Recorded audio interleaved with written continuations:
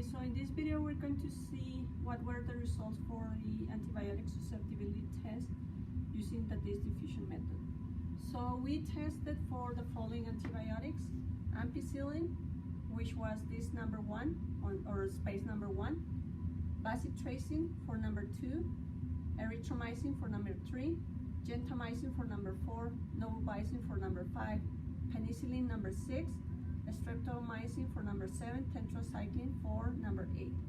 If you see here, we have some abbreviation in between parentheses, meaning that this is the abbreviation that the manufacturer uses to tell us more or less some of the letters of the antibiotic. Like in this case for ampicillin is AM for amp, or the two first letters, and 10 for the number of micrograms that they use per unit.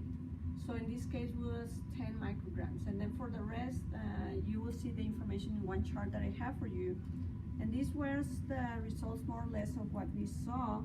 And here we have, just to show you really quick, the spaces. So we put in the Petri plate 1, 2, 3, 4, 5, 6, 7, 8, meaning that you have the disc in this order.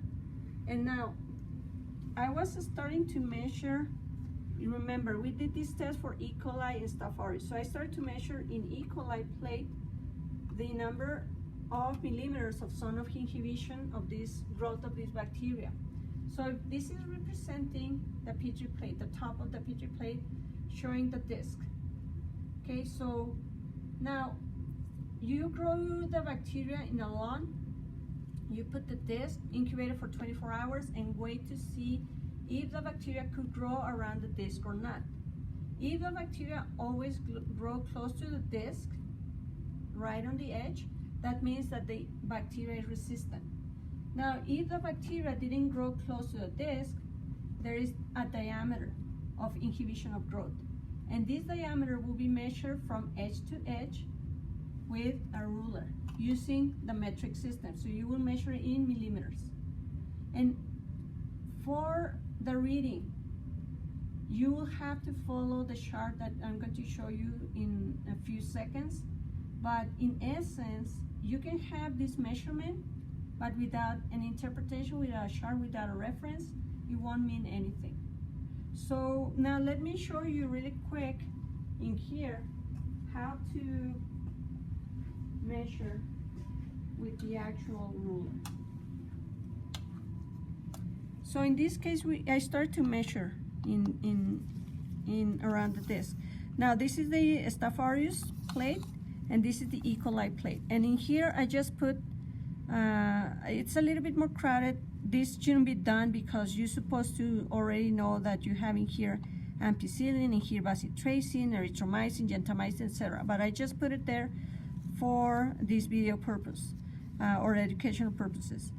But see how here for novobicin in E. coli, the bacteria grow around the disc. So that means that it's R resistant.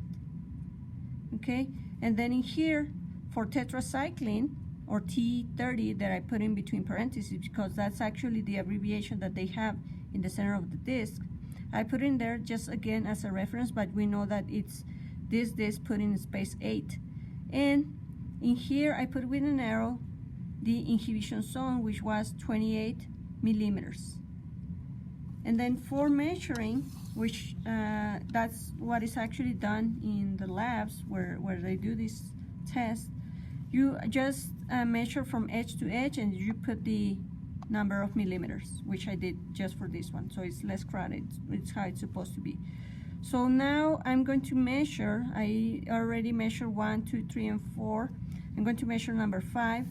So if you go and then measure from this point to this point, it will be 3.1 centimeters, which is the equivalent of 31 millimeters, which is basically multiplying 10 millimeters per centimeter. So that's 31. And then for number 6, we have 2.7, which is 27 millimeters. So you put it there. And then for number 7, sorry, that was for number 6. For number 7, we have here, let's see, this is 1.3, so 13 millimeters. So 1 centimeter is the same as 10 millimeters. And then for number 8, which is the last one, it is, let's see, almost 3, 29 is 2.9, 29 millimeters. So this is more readable. And I'm going to take a picture of these two together, and then I will show it to you in the results for the lab report. But let's now go and see this chart that you have actually in the modules for week number 10. I think it's the one for the antibiotics, where we have this lab report 8. So this is the manufacturer's chart. So they show us some introductory information that we cannot go over because of the shortness of the video. But in here, see, this is the list of all the antibiotics that they have disc for, and we only tested for 8. So if you see for this first one, ampicillin, one way that you will be able to actually know that it's actually the one that you will have to interpret for is because it has AM10. And I'm going to put this into the table of your lab report so you will know that it is this one. So this is the abbreviation or the code for them, AM10, and this is 10 micrograms of the disc potency. And then in here we have this column that says some diameter interpretive standards, but for this bacteria in here. Now, since we use E. coli and Staph aureus, we will use these two columns aside from this. And then in here, they show us for resistant, intermediate, and susceptible for these bacteria. But again, we will be using these two. Now, why in here we don't have a column that says resistant, intermediate, and susceptible? So for them, only it's either resistant or susceptible. So they put here, like, let's go to ampicillin for E. coli. So if your zone of inhibition is between 16 and 22, that means that the bacteria is susceptible. This is E. coli, and then the next one is Staph aureus. So it's between 27 and 35. So if, let's say that Staph aureus, if the Staph aureus growth was less than 27 millimeters, that means that the bacteria was resistant. So there is no intermediate. And why is this? Well, because this is the type of bacteria, Staph aureus and E. coli, that is more kind of common to see in infections and is medically important. Now, what if you see in one of them, like, let me show you, if I can scroll down. Well, here for bacitracin. So bacitracin, you have E. coli with a dash, and then Staph aureus between 12 to 22. So this dash means that it is resistant, or that it hasn't been tested, but more than likely it's resistant.